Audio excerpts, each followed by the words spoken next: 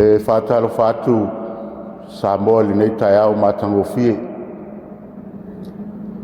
Whātalo whātu fōi lo tātou atunu o lo aitau malele mai tu e fia o le lalulangi. Ma lor soi fua manuia o le a tātou tapua i atu i le atua li nei tai au. Tātou wifo matala. Le atua lo mātou tamā siri e se. O laua fio lava o le alefa ma le omeka. O laua fio le atua mai le amatanga e o atu lava i le ngata anga. O laua fio lava o le amiotonu. O le atua o le whamaoni. O le atua e whaalia pēra lau pule au au mea uma lava i le langi ma le lalolangi. Le lava o mātou moli mawina li nei tai au fou i le ola ma le malosi fou wha fouina. Ina ua ala whai mailo ua tunu i whangunga le lei. O mātou moli mawina lo mamalu ma lo silsili ese lo mātou wola. O wao lau lava fio o le atua o le mata i sau o mea umalava o le fofoanga. Le ala lea mātou te o mai e o luma li nei tai au. Mātou talaia o whatawhai taulanga pa ia. Se i o mātou sula lo walofa ma lo wanga le lei. A wao o matau tia mea silsili ese wa e whaia mo le mātou wola. Le nawa yaso sa whiangai mātou i whi au mga ruenga. O mātou whanau fōi i whale aonga. Le atua whawhitai tele wa e momori mairo mātou wola i le nei tai au lo sa pati pa ia. Malo pule whawhitai tele i lo walofa. O mātou whawhitai le atua i lo lavanga pa ia o leo lo tauto aluaina lo mātou wola. E pui pui lo mātou uru whafo ma lo mātou uru whale. A o le mana lilo foi o lo musuina o mātou loto taito tasi. I mea lelei uma e te tau o lo mātou whaia e tusa o lo whinangalo. Leo mātou whaafitai le atua. O no le tele o lo tamawa a inga whaasoa mai lo mātou wola i tino. O wala wale tau singa o lo mātou tino se malosi e mawhaia o lo mātou whaatino ina o mātou tiute. Ma whaiva wa e te tofi mātou te ngalu lue ai. A le ngata i lea la mātou whawhitai. O au whamarianga e ala ese mai. Le poto ma le ata mai wa e whaata mai na ai mātou. Ua tofu ai le tangata ma le tāleni e ngalue ai, ma tautu ai. E ala i lo whirangalo. Le tua whawhitai tele. Ua mātou whawhitai atu. Lo lava alofa tu noa lo tuli loa ina i pēr lava i mātou. Au lea lava fo i alofa tu noa. Whaaloto tele ina i pēr lo mātou wola whātua. A o mai whaingatā. O mai whawhita uli o lola nei. O lo whamalosi au pēr ia i mātou. E musu ina lava i mātou. E mātou te taula pēr o mātou. Loto mo mātou mawhau. O lau lava a fio le whaavai mautua e saunia mo i mātou le aso ma le aso. Mātou whaafitai le li ia o no lau tuspa ia o mai. Ua whairawa lea mata i ala i la mātou fō launga li nei lalo langi. Ua mātou whaitau ma ao i la mātou poto. Ma o mātou i loa airo whirangalo tustusia mo i mātou. E tai ala ina i la mātou fō launga mātou iai li nei lalo langi whaingataa. Ai whasiri lava le mātou whawhitai. O no le taulanga tongi ola na e sau nia mo i mātou. E ala lava ia Yesu Keriso lo alopele. Wa afio mai na ia le whano se tase whātua ia teia. A ia maua i mātou uma le ola e whawawau ia sau nia. A se mātou wala i mālo i le ola e whawawau ia sau nia mo i mātou. E ale lo mātou salamo whamaoni a mātou wanga sala. Ai a mātou talitonu ma le mautinoa ma le whātua o lo mātou whamoe moe o laulava fio le atua o e liu tiro tangata.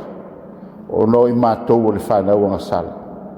tu mau pea le viiga o le whamanu ma le whaneetanga i lau fio ia so uma o lo mātou ola ma i o mātou fia pea le ali e tau lo mamalu ma lou silisili ese i so se taimi le ali o mātou whaato ese atu lo mātou atua o i mātou lava o se whanau anga sala o i mātou o se whanau e le whamaoni o luma o mātou a mi o matanga e whaia pea i le aso ma le aso mea o mātou so ona whaia le ali e o le tusa ma lau silwhanga o nisi foi o mea o le atoa i ai sa mātou wa ai e whaatumutumu lima foi i la mātou ngālu rua ia le li e o mātou te talo o le tau tamali i lau whaafafong o le tau tamali foi i lau silwhanga ati o mātou loto le mātou te whaato ese atuai a vea ia le toto pa ia o Yesu Keliso na malingi rungo le sātau ina ia ma ngalo ai la mātou fōlau wha ngalo lo mātou watunu wha ngalo o tangata whaatua o no le tau mawhai e whaolau pule le li a o laua fio lava o le pule au le pule whaitotas i mea umo le nei lalolangi le li ia e wha ngalo mai o mātou wala awatu i lau fio a fio mai lau fio whamanuia i mātou le nei aso ma mātou tapua ina ai mātou te tui nā tupea i lau fio i e whamanuia lo mātou atunu o Samoa a mata mai lava i taitai ma le whainga malo se ia o lava i a mātou whanau whamanuia fo i le taape o mātou tama whanau so se tafa e fio le larolangi o lo sa ili malo a wase manuia o le atunu se manuia o le kalesia se manuia fo i o nuu maaina le li ie taito luina lo nato bola o te talo fo i le li ie fa manuia i o matou tama matina matutua o i lato uma o lo tutonu o mao tangase o lo tutonu fo i o mao to surfainga manofoanga o lo tausia i lato o fela ia pa iatu lau fa malolonga ia i lato o pa iatu lo file mu ia i lato e mapu ti nga yo ao anga lelei e mau ai le to file mu ma le fia i o lato loto e vi ia i o lo mato o tua e fa manuia mai foi le ia i mato uma i le nei aso feta lai pela o fia i o mato loto te tala pela mato fa longo e mato fa longo le ie po le alo feta lai mai mo i matou e ta oso pela matou whainga malanga a o matou iai fo i le nei vai aso tau a mata le o matou te talo le ie ia e fesoa ni mai o ai fo i au whai taulanga le nei aso o le a whai mau sui va aia i le nei aso i te tono tapo inga ia pai mai le whamanianga lau o fio mai e fesoa ni mai ia o le matou te talo le ie a o mātou manao lilo tu ina tupea i lau fio ina ia whaia pe iai lo finangalo ai awa lava so mātou whaatau anau ai mātou te fia te talo pe le te talo na e au mai lo mātou ka mai o ina ia pa ia rosa ia o mai o mai ia whaia lo finangalo na langi ke ia whaia ina ia e kua mai a te mātou a se leia mātou mea ai whanau. Ia e whaamana ia mātou a sa. Te e mātou koi o mātou whaamana mātou e ua mai a te mātou. Aua koi te ina i mātou o whaasoso. A ia la ia mātou ai le mea. A wai o mātou mana. A toa mai ina whaamana. Amen. O le atato wili atu i le tua i li inga i dua se lau malifitu. Dua se lau malifitu il pesi.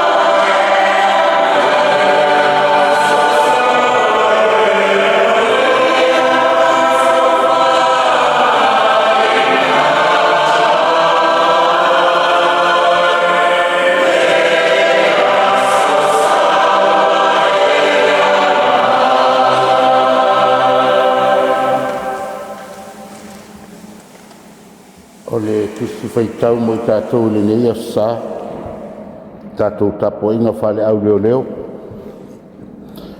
mau mai lea o le tusi a Paulo le kalesi e Korinito mua o lona mtau pui tolu Korinito mua lona mtau pui tolu tātou faitau peo na masaniai i le foi upo se fulu whaapau mai le foi upo se fulu mani lima Korinito mua lona mtau pui tolu a mata le tātou faitau ma le foi upo se fulu se ia whaangata mai le se fulu mani lima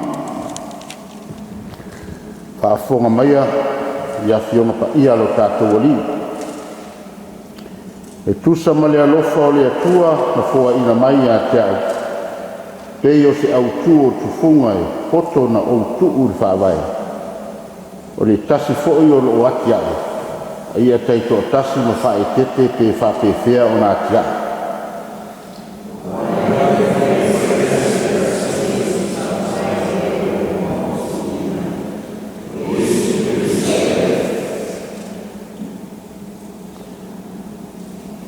I lungo le nei whaavai a whai ati ai e se tasi le aua, le ario, le mata aua, le la au, le vaufali, po o tangu kuuto saito.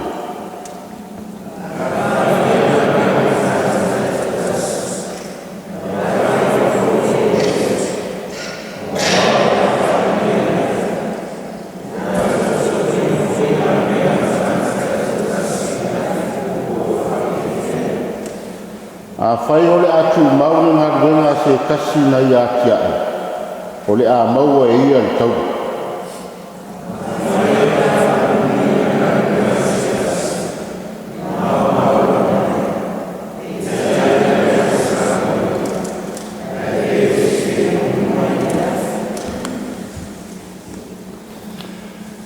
Whamanui mai le atua le whaitawino ana whiunga pa ia umalawa. Ia whamatala loto i tau loto o tātou whinangana ia le wingo ana whioma pa ia umalawa. Tu mau pere vi inga o le whamanu ma le whanetanga ia te ia nei se o le whaavavau lava. Amen.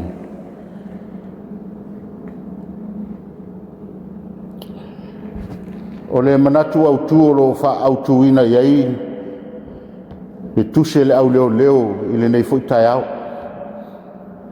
ma le nei foi vai aso o tau amata. O lo wha autuina i le autu e whapea. Iesu le whaavai mautu. Iesu le whaavai mautu. Jesus is our solid foundation.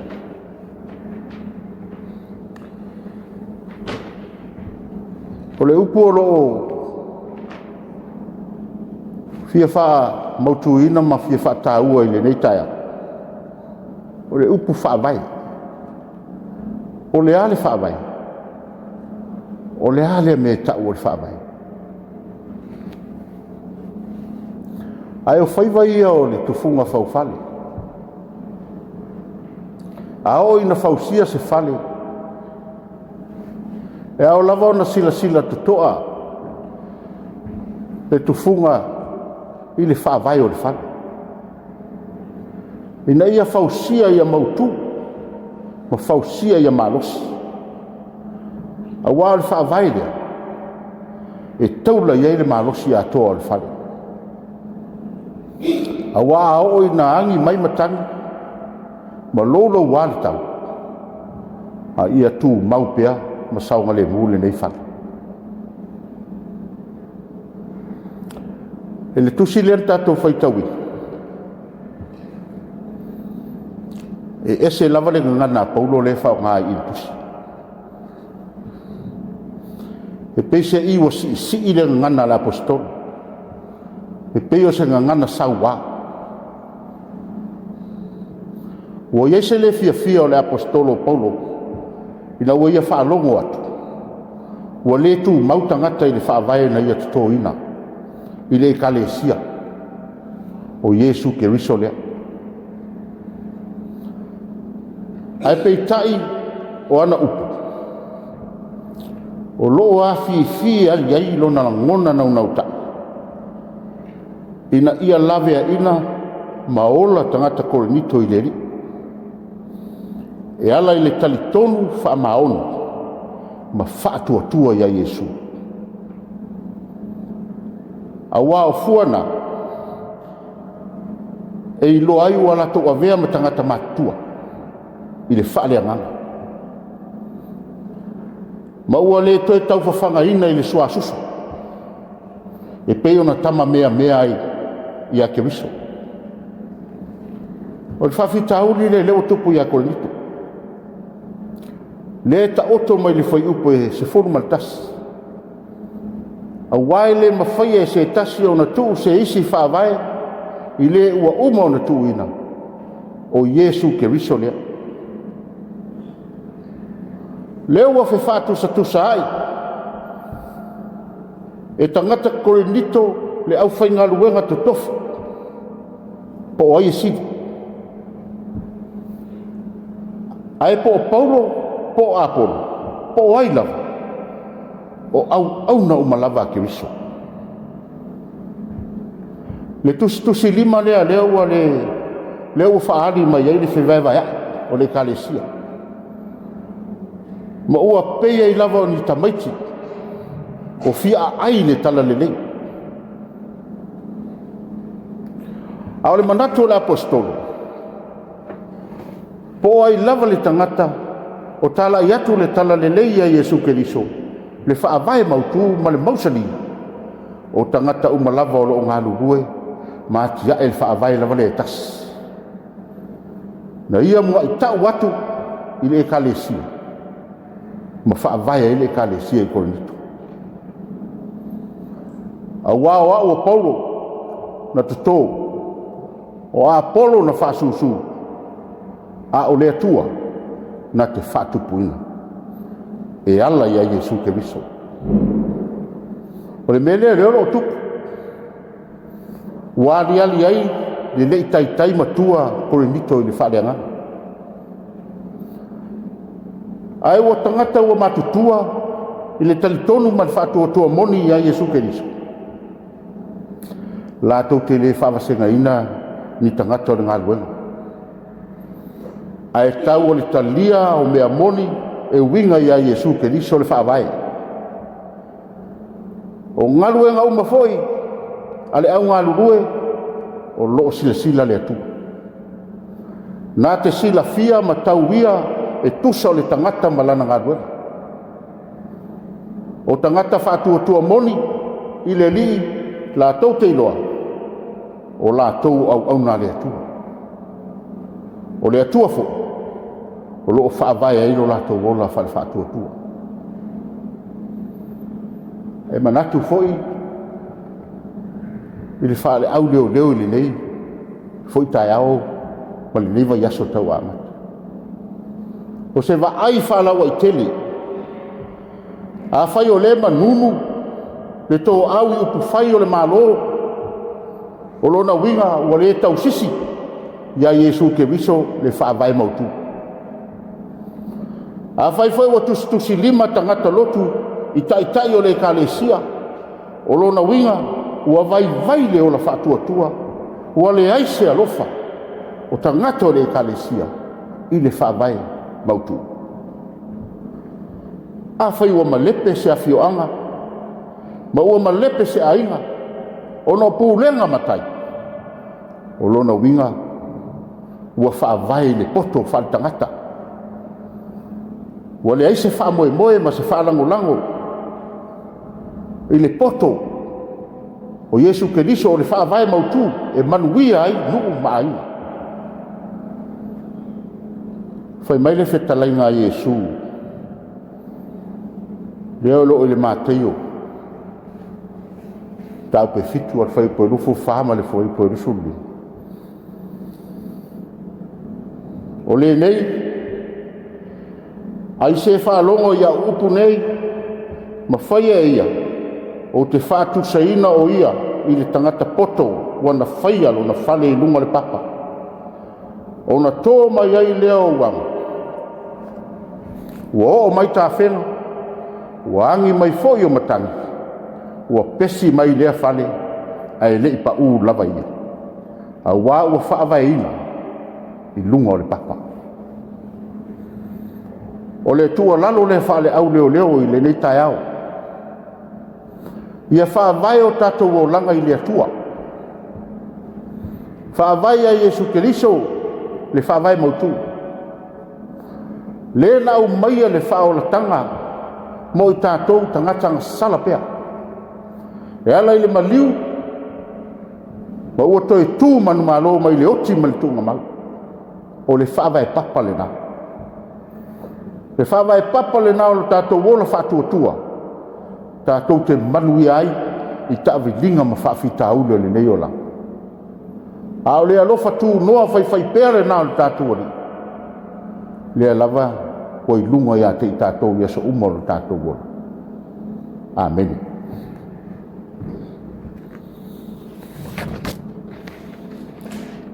o le a tatou alo atu i tatou talosaga leleoa tatou tatalo i manatu o le a outō laulauina atu ia mo tatou i atu o tatou loto i le atua e soasoani mai i lo tatou vaivai fa'ale'au leoleo tatou ifo ma tatalo i le atua tatou fa'afetai ona o lana mea alofa sili e ala iā iesu ua avea ma fa'avae mautū o le ekalesia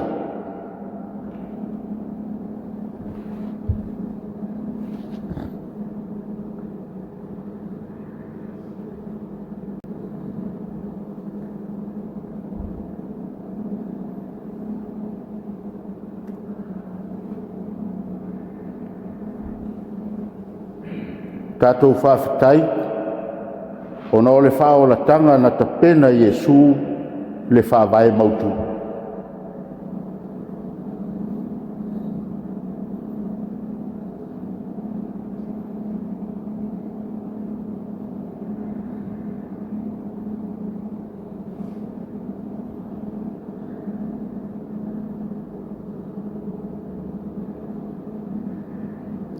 tatou fa'ato'esega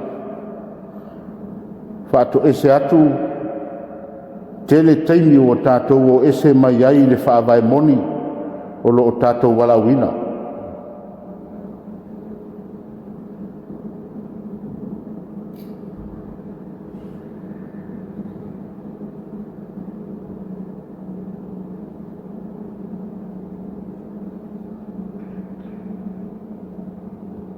tatou fa'ato'ese ona ua avaga o tatou loto i fa'avae sesē ua fa'amaʻite le poto o le lalolagi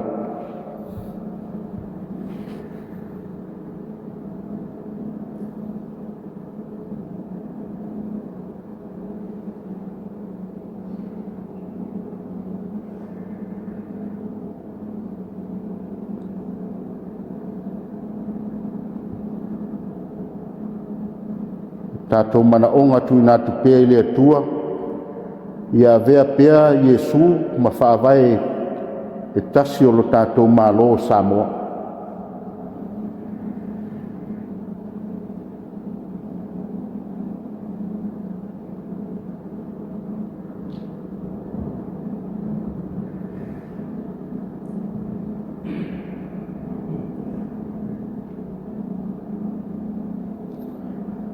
ia foa'i mai pea le loto tele tatou te galulu e ai e fa'amautuina pea le fa'avae papa o lana ekalesia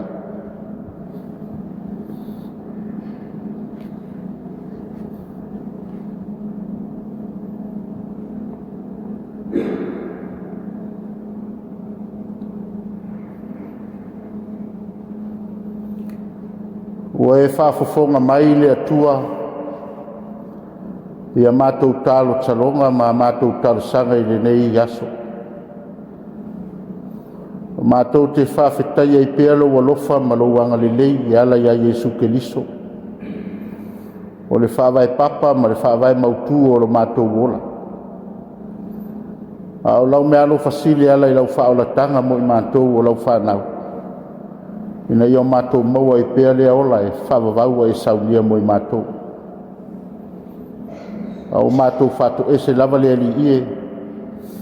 O no lo mātou o ese mai le whaawai papa ma le whaawai au mautu wa e saunia mo I mātou e ala I lo alopeni. Whātua nai o mātou mawhauwhau ma whaamoe I swinga fōu o le nei lalolangi. O mātou whātua nai ai lo alopele na maliu ma whaalava au mo I mātou. E ia e whaamangalo ia mai ia I mātou lo mātou pangasala umaleri I. O mātou wala au I lau fio. Ina ia tu mau mai pēro walofa mo I mātou. Ma ia e whamanuia lo mātou atunu. Whamanuia o mātou I o tangata whātua I le lalolani.